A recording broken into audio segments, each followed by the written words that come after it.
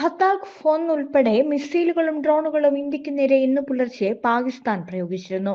ആക്രമണത്തെ ഓപ്പറേഷൻ ബുനിയാൻ അൽ മർസൂസ് എന്നാണ് പാകിസ്ഥാൻ മാധ്യമങ്ങൾ വിശേഷിപ്പിച്ചത്.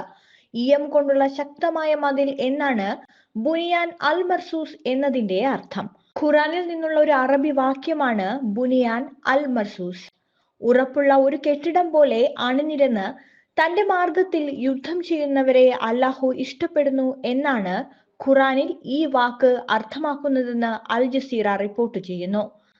ലക്ഷ്യത്തിനായി പോരാടുന്ന ശക്തമായ മതിൽ എന്ന് സ്വയം ചിത്രീകരിക്കുന്നതിനാണ് ഇന്ത്യക്കെതിരെയുള്ള ആക്രമണത്തിന് പാകിസ്ഥാൻ ഓപ്പറേഷൻ ബുനിയാൻ അൽ മർസൂസ് എന്ന് പേര് നൽകിയിരിക്കുന്നത്. അതേസമയം അതിർത്തി മേഖലകളിൽ മൂന്നാം ദിവസവും പാകിസ്ഥാൻ ഡ്രോൺ ആക്രമണം നടത്തിയെങ്കിലും ഇന്ത്യൻ വ്യോമ പ്രതിരോധ സംവിധാനം അവയെല്ലാം തകർത്തു. മറുപടിയായി പാകിസ്ഥാനിലെ 4 വ്യോമ പ്രതിരോധ കേന്ദ്രങ്ങളെ ഇന്ത്യ ആക്രമിക്കുകയും ഒരു കേന്ദ്രത്തിലെ റഡാർ തകർക്കുകയും ചെയ്തു. ജമ്മു കാശ്മീർ മുതൽ ഗുജറാത്ത് വരെയുള്ള അതിർത്തികളിലൂടെയാണ് ഡ്രോണുകൾ പാഞ്ഞു വന്നത്. ജമ്മു നഗരം ഉന്നം വെച്ചും ഡ്രോൺ വന്നു. സാംബ രജൌരി മേഖലകളിൽ സ്ഫോടന ശബ്ദം കേട്ടു. രാജസ്ഥാനിലെ ജയ്സാൽമീറിലേക്കും ഡ്രോണുകൾ തൊടുത്തെങ്കിലും വിഫലമായി. അമൃത്സറും ലക്ഷ്യമിട്ടു.